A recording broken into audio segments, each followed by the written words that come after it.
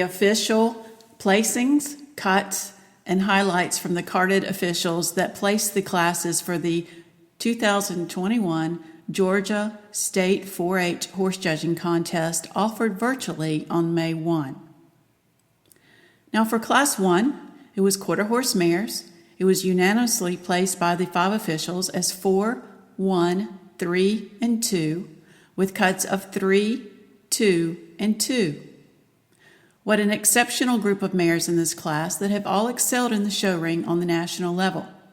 Yet it was the halter type mare number 4 that was the combination of quality, femininity, muscling, and structure to win on all the judges' card. She's so powerful in her top line and muscling throughout and long in her hip. And I will recognize Lisa Hazelden for sharing this special mare with us. Her name is FG Miss Ultra Cool, who was Lisa's first world champion, showing her as a yearling and then as a 2-year-old last year.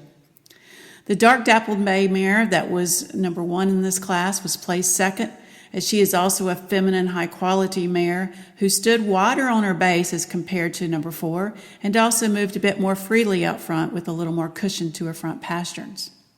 In the middle pair, it was the balance, strength of loin, and overall more desirable turn to the croup that highlighted by the officials in favoring 1 over 3. Yet 3 is a larger framed mare who is cleaner over the crest of her neck. She's more prominent in her withers as well. For the bottom pair of 2 feminine mares, 3 is a larger framed, heavier muscled mare that is definitely more even from the withers to the hip height. This Indiana mare was reserve halter performance mare in a large show recently and kindly shared with this class. The class ended with mare number 2, who deserves credit for her trim neck, and she's also probably the most structurally correct mare on her front legs, both standing and when she moved. But her lack of levelness from the withers to the hip height was a primary factor highlighted by all the officials. So that placing, 4, 1, 3, and 2, with cuts of 3, 2, and 2 for the quarter horse mares. Class 2, Hunters in Hand, was evaluated by several carded judges and who saw real positive merits in every horse in this class. But the tally of all the evaluations for the final placing was 3, 2, 1, and 4, with cuts of 1, 1, 2. Those small cuts indicate that switching up the horses in this placing is understandable and certainly could be justified in the reasons if you are a senior.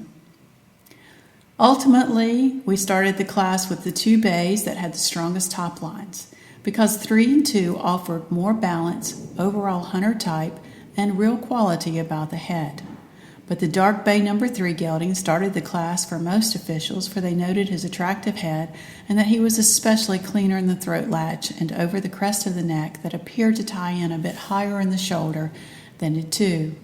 3 also moved with more extended length of stride and was more forward as noted by the officials. Yet 2, the bay with the 2 hind pasterns, was recognized for standing on a wider base up front, being more powerful over the top line, more desirably turned over the croup, and having a longer hip. Now in the middle pair, where both 2 and 1 stood straight on their front legs, 2 was more desirable on the profile of the front legs, along with showing a more chiseled head, stronger, shorter back and loin, and being longer in the hip. The gray gelding was particularly cleaner through the neck and attractive in the front end. While the bay with the left hind stocking had the most sloping shoulder and was the most notable at the trot for his long, light, and as one USAF official called lofty stride, which I thought was great, as well as the fact that he overstrided at the walk, all the USAF officials placed him last and noted that his left front leg seemed to turn out, as well as the fact that he was the lighter make gelding, who was a bit long and weaker in the top line and shorter in the hip, to balance out quite as well as those horses above him. I'll extend my sincere gratitude to Pecan Lane Farms in Watkinsville for providing a beautiful set of horses and lots of conversation on how to place them. Class 3, Hunters Under Saddle, was placed 1, 4, 3, and 2 with cuts of 3, 2, and 2. The cuts assigned to this class reflect a more clear winner in 1, who very simply appeared to be the same consistent, agreeable hunter every time you saw him, and he traveled with more cadence and rhythm than any other horses in the class. The dark bay was the only horse to accept and go on the bit while remaining responsive and pleasurable throughout the class. If you followed one with the 4 horse in the top pair, you could grant that 4 backed with his mouth closed. Now in the middle pair, 4 and 3 were a tight middle pair characterized by 2 horses that resisted the bit, were inconsistent in their head carriage, and both horses could be a bit bold in their canter. But 4 had the slight advantage of exhibiting a less knee in the way of going. He was especially at the canter, and was more correct in his frame when he was not behind the vertical in his face. Both 4 and 3 raised their head in resistance to back, but 4 kept his mouth closed. For the bottom pair of horses that were strong in the bridle at times and lacked collection, 3 was more functionally correct to complete each required gait. While 2 was less challenging on the bit and less hollow in the back, 2 broke from the right lead, almost picked up the left lead before being held back from the rider, and he never regained the right lead. The chestnut ridden in the standing martingale also backed crooked.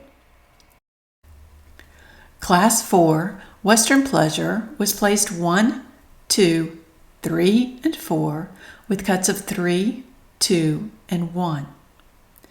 In the top pair, both 1 and 2 went on the longer, more trusting rein in the class, but the quality of movement, showing greater drive from the hocks and positive expression of 1, propelled this gelding to the top of the class based on a unanimous decision from the officials. Furthermore, 1 walked more freely and was more cadenced at the lope while exhibiting a higher degree of self-carriage. 2 places over 3 in the middle pair, for 2 more closely follows the type set by 1, as the sorrel mare was more natural in the head carriage and remained more level with the withers, especially at the walk. The 2 mare was lighter when asked to back, yet the black gelding had a cleaner departure into the left lead. In a much closer decision for the bottom pair, where both 3 and 4 had a tendency to get a bit low in their head carriage and lose some cadence in the jog, yet it was the black gelding that maintained a steadier head carriage at the lope. 4 backed more readily with a softer face, and appeared to be a broke, kind, and willing horse that easily went on a longer drape of rein. Yet without a bit more drive from the rear to help create more squareness in the jog and steadiness in the head carriage of the lope, the gray gelding remained 4th in a competitive group of Western Pleasure horses. Again, Western Pleasure was placed 1, 2, 3, and 4 with cuts of 3, 2, and 1. Class 5, Western Horsemanship, was placed 1, 2, 3, and 4 with cuts of 3, 2, and 2. Thanks is extended to an excellent class of Georgia riders that helped make this class possible. Admittedly, getting a true perspective of the pattern is hard on video, yet the officials were positive about the quality of riders that offered a great opportunity to learn about this event. The class was judged by the AQHA standards for horsemanship with scores for maneuvers ranging from -3 to +3 point range, and the penalties, which are 3, 5, and 10 points possible. AQHA judges also assess an overall score for the rider's horsemanship form and effectiveness, which is a score from 0 to 5 and usually referred to as an F&E score. Rider 1 scored in the 73 range for her pattern that included an F&E score of 4 out of 5. She had the strongest shoulder to hip and heel alignment and was more connected with her horse, which resulted in the cleanest pattern.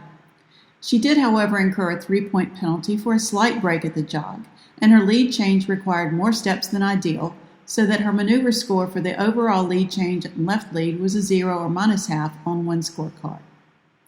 Rider 2 was also a strong-seated rider that executed the most precise lead change departure on the right lead and the cleanest simple lead change in the class, but unfortunately incurred 2 3-point penalties, a very slight break at the jog and an obvious break at the extended jog that was corrected very quickly and proficiently. These pattern penalties and the tendency to ride with a bit flatter foot in the stirrup resulted in a score that secured second place in the class. The young riders in the bottom pair were scored closely on the official card.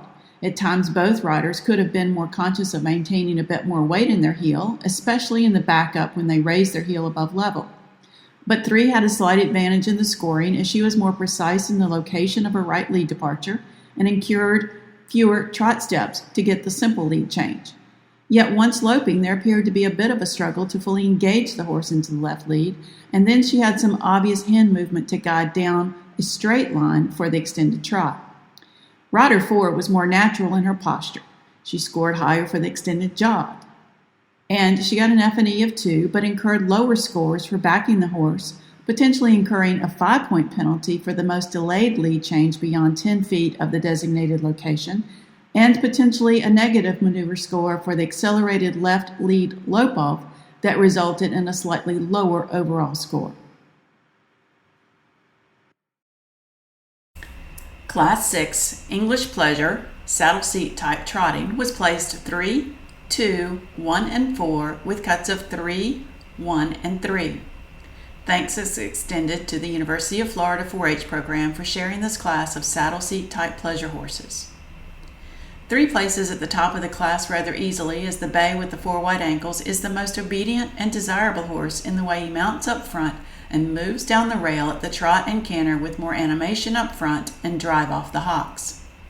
The middle pair would not be difficult if only the chestnut horse, number 1, had offered to back at all with repeated instructions.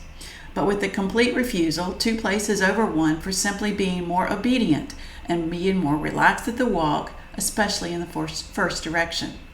The chestnut horse is a bit tight and nervous at first, but seems to settle down and is definitely more correct in his ability to set up in the bridle and move with more style and animation at the trot and the canter. Although 4 is quiet and relaxed with a more desirable headset at the walk, 4 gets strong at the trot, showing more reach than animation, but solidifies a 4th place when he switches to the wrong lead in the first direction and is never corrected, or he doesn't ever achieve a really slow, more pleasurable canter as desired for this English pleasure class.